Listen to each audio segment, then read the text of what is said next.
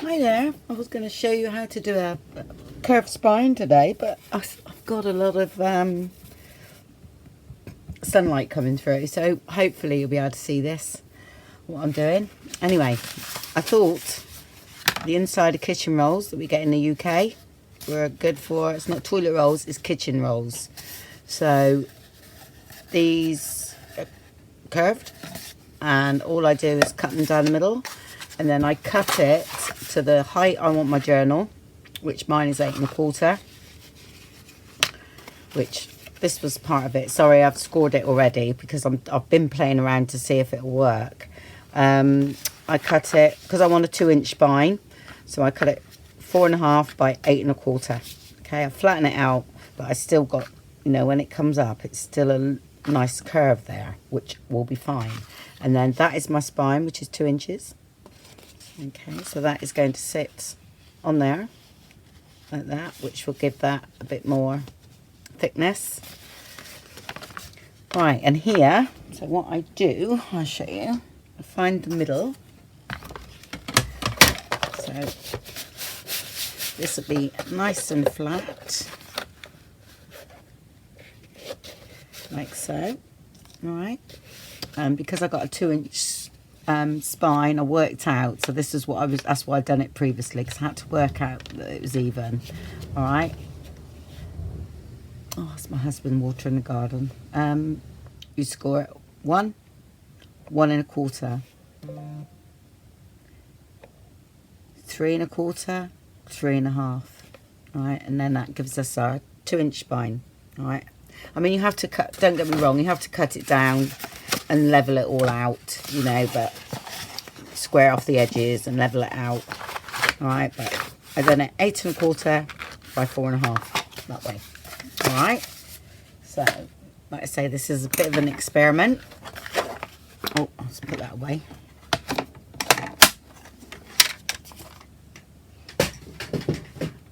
Right, and what we do on this bit, because I want a bit of a recess, okay, and I've got the little 1/4 of an inch there.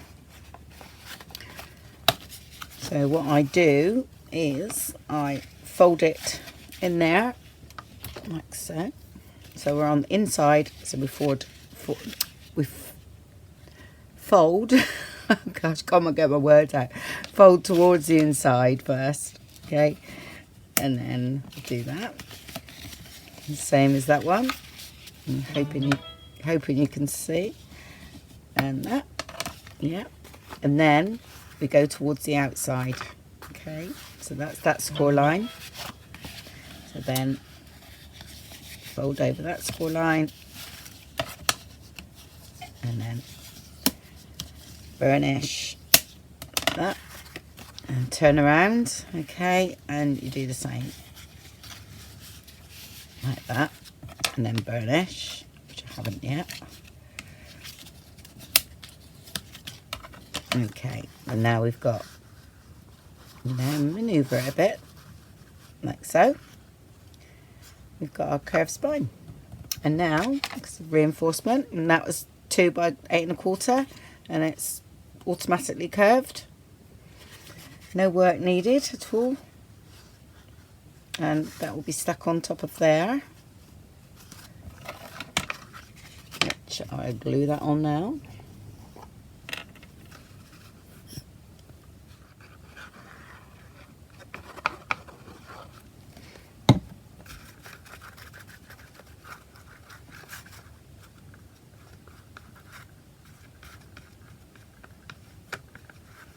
A bit more.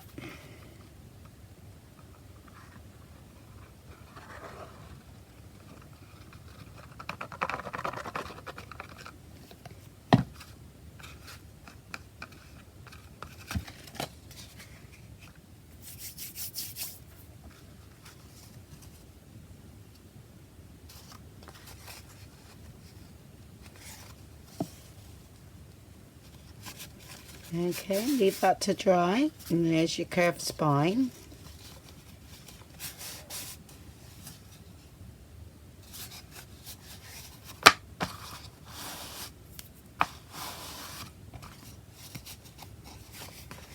Okay, and what you'll do in the end is you'll be putting that in there.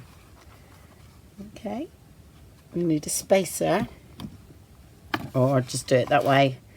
Put that in and then glue it to there. Okay, and then I got a spare bit in a minute, which I'll go and get, and then you'll do the same there, and it will sit like that. And there you have a curved spine, and I think that's going to work, you know. So I'll go ahead and do this anyway. I've cut these down 8 1/4 by 5 3/4. That's board off of back of watercolor paper. Yeah. So I don't know whether that'll come off. Yep. Okay. So I'm going to cover it all anyway, so I'm not worried about it. Okay, let's go and get my spacer first. Right, okay, got my spacer. I'm covering mine with fabric. Okay, now if you're not covering it with fabric, I suggest that you do, before you put this top on, I suggest you do that with Tyvek or something, or even a little bit of fabric. Okay, so because, you know, this here will, of course, collapse after time. Okay, because you're not using too thick a card here. All right, so you need to literally reinforce that. All right, or masking tape, anything really. All right, so I'll get on with this. Got my spacer. Okay, so let's get the glue.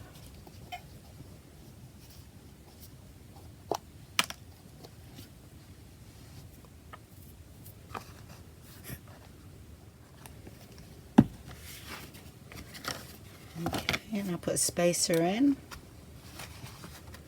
Butt it right up to that spine, yeah.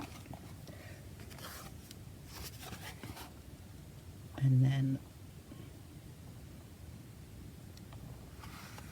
that on.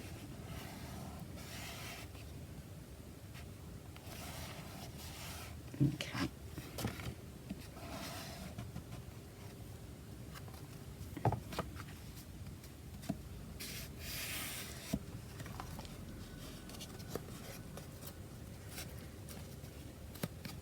Okay, what I'm going to do, which I should have done in the beginning, is just trim that a little bit. Okay, there. I'll do the other side in a minute, because that's okay. And then just while that's stuck, trim some of that off. Okay, right. Just going to have to redo it because I forgot to do that. So let's butt that right up. There we go.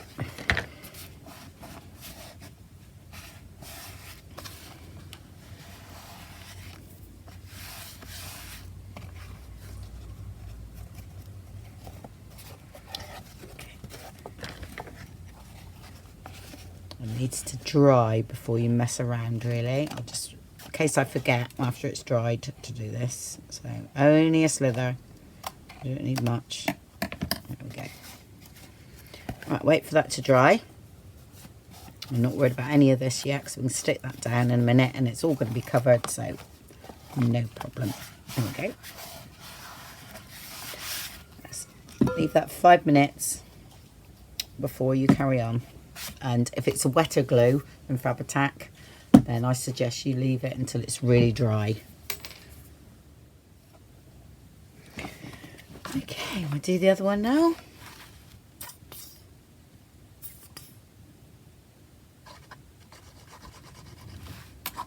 I don't go right up to there because, you know, there's a bit of a gap, so I'll just sort of near enough up there. But so if you get a bit of glue there, it doesn't matter because you're covering it. So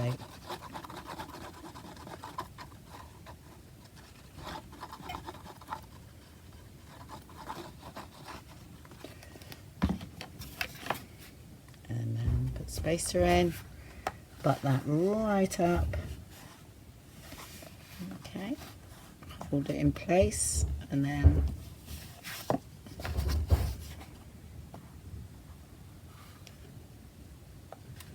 butt that up to the spacer.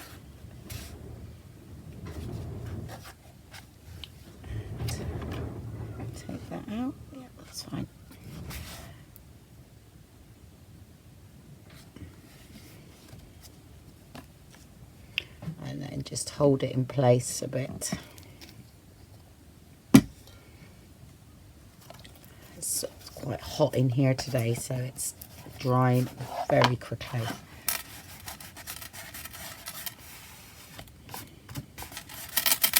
Oh, sorry.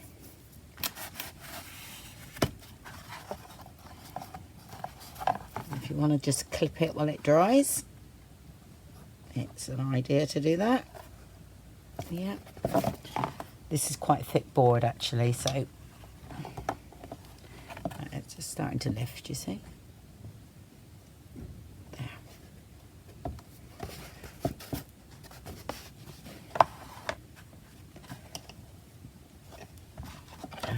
Might not quite dry. That's all right. There we go. Leave that to dry, and then I'll be back in a minute. Right. I've done one video, and for some reason my iPad stopped and didn't record anymore, even though there was space. I don't know what happened, but it's one of those things. So I'd already done this one and videoed it, but of course it's no good. So I will do another one if you can hear me, because my husband is watering the grass again. Right, I'll mark the centre, okay, and then I follow it through here, because I tend to put mine down like that. I don't do it that way for some, I don't know why I do it that way, but that's the way I tend to do it. And then I also mark the middle of this. Thank you, Gina. I had this from Gina, so, which is great, and I've got a bead kit, so I thought that would be great. So I'll do this one. So what I do is plaster that with glue.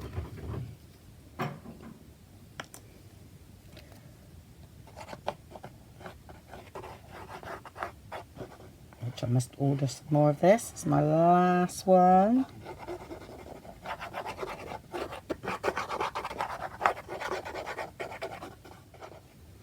Making sure it's all on the edges like that.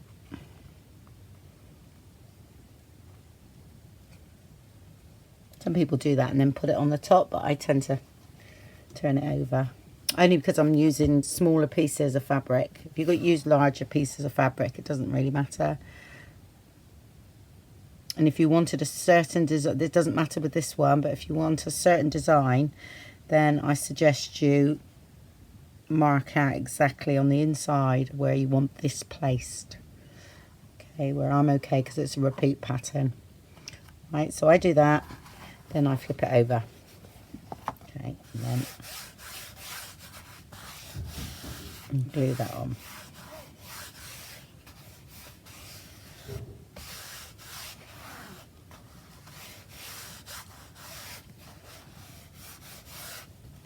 Okay, so I'll just stretch it a bit, so it should be okay anyway.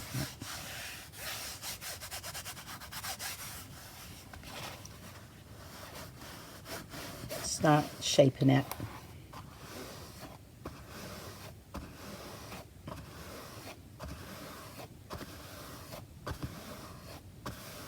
Yeah, so this one might look different because I didn't have any more of the not toilet rolls, kitchen rolls.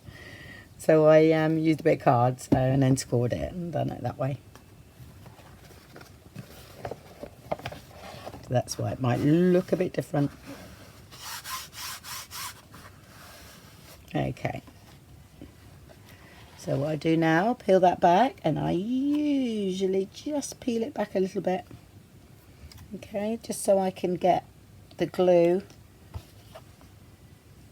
in there, like there. So I run a bead along there. Yeah, and then all in here. That should be fine. And I'll do that first, like that. And then I get an embossing tool, and I start to do that. Yeah.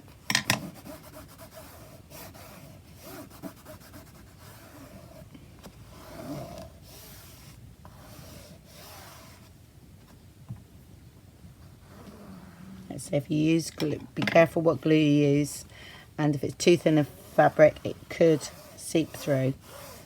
Okay, this is like an upholstery fabric, so do the other one.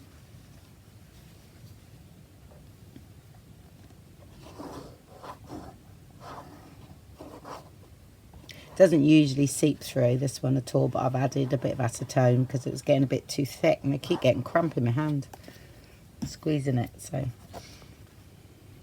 just got to be extra careful. Again, squeeze that in there.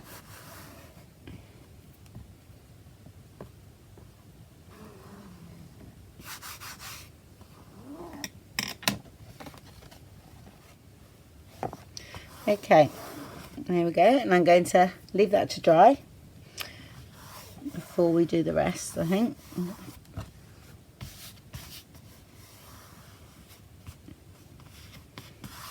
Yep, give that 10 minutes and then I'll be back. Okay, it's all nice and dry, so let's get some glue on. Yeah, I'll pull back a bit, okay, and make sure there's some glue on that there.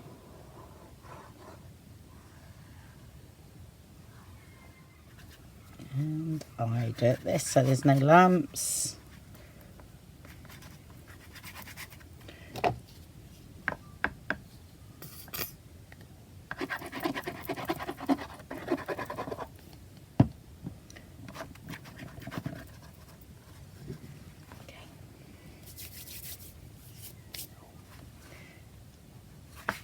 Because that's dry, we can give it a bit of a tug now.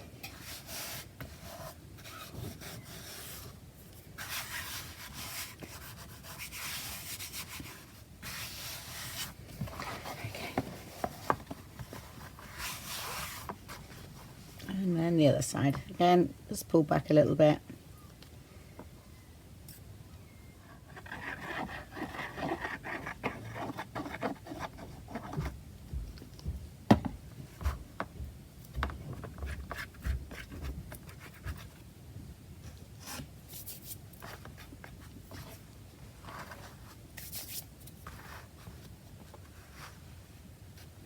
Bit of a stretch, and I pull from there to the outside, smoothing down.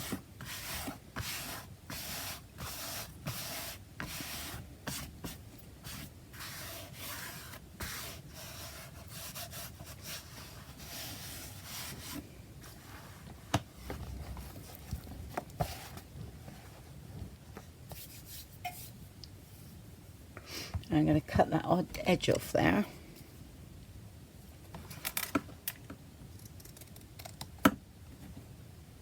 Okay, let's get the other ones.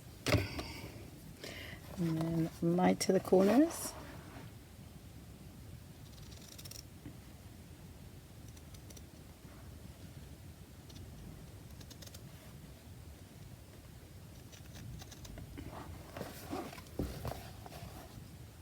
I missed that by cut the mill.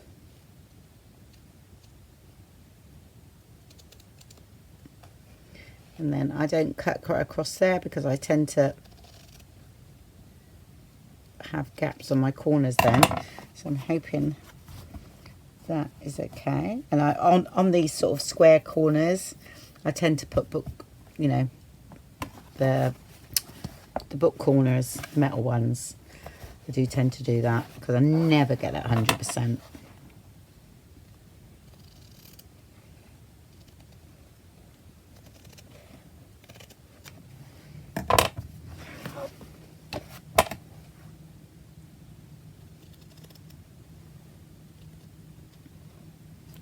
See, right, and then instead of going carry on, I always just like my paper, the ones I do with paper, I always come back a little bit.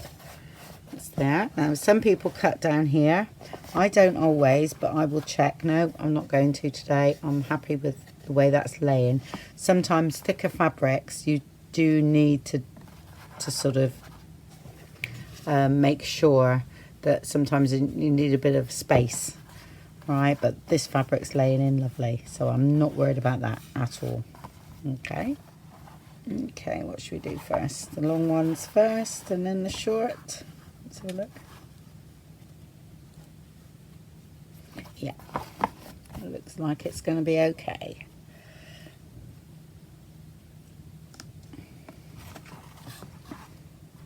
And I always run a bead of glue along here.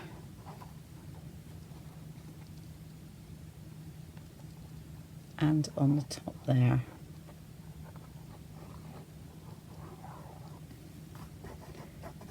Okay, and then fill in a bit, making sure I've got some on this edge, hopefully you can see.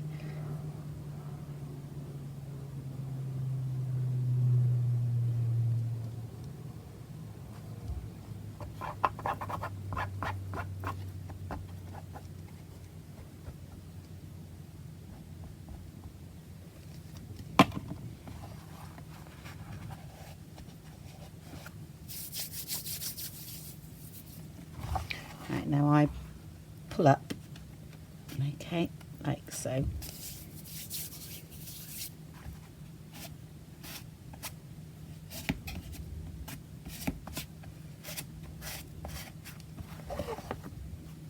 I want to turn it the other way, but so I'm sort of pushing so we get a nice edge here.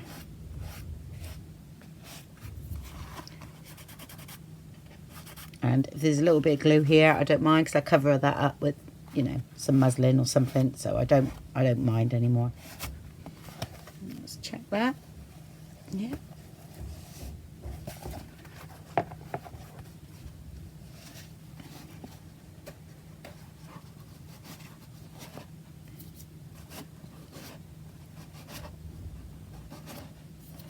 I always go sort of over here to, you know, maneuver it a little bit to make sure it's lying down nicely. Okay. Just do your check. It's gone into that recess nice there. Okay. That looks like it has.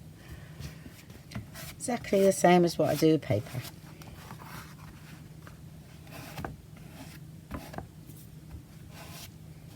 And do your check again. All right, make sure that's nicely in there. Yeah, it's good to me. Yeah. And then this one.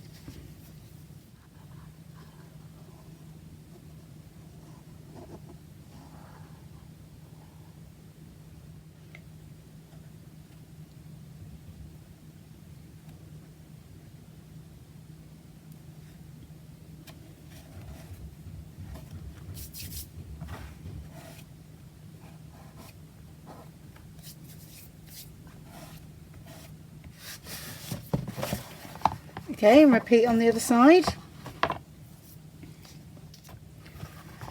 Right, and what I do now is I get a little bit of glue on my hand. Okay, and I stop any fraying, so I usually put a little bit of glue over each corner. Okay, and there.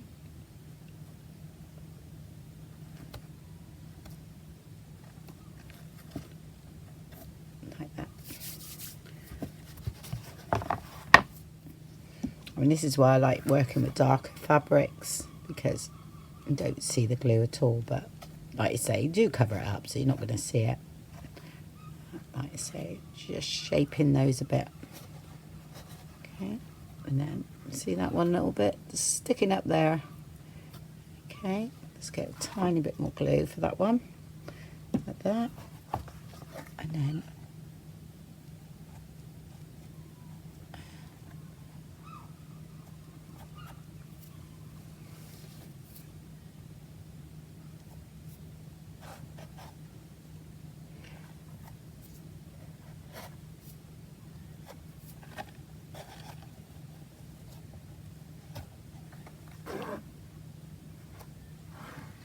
that will dry nicely.